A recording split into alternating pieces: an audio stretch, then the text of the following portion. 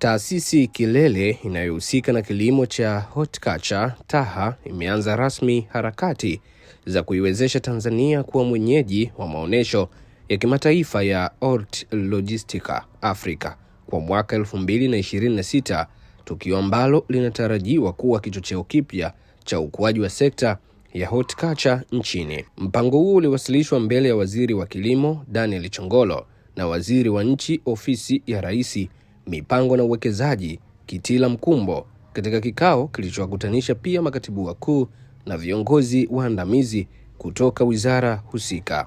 Akizungumza wakati wa uwasilishaji huo mjini Dodoma, afisa mtendaji mkuu wa TAHA Dr. Jacqueline Mkindi alisema maonesho hayo yamepangwa kufanyika Novemba 2026 na atakuwa ya kwanza kwa Tanzania kuandaa tukio la kiwango hicho katika sekta ya horticulture.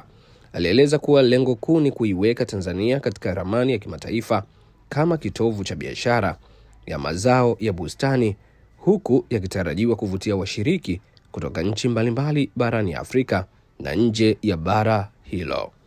Kwa mujibu wa TAHA, maandalizi ya Hortilogistica Africa kwa mwaka 2026 yatajikita katika kuonesha fursa zilizopo katika uzalishaji wa matunda, mboga, maua na viungo, pamoja na kuunganisha wadau wa mnyororo mzima wa thamani kuanzia shambani hadi sokoni.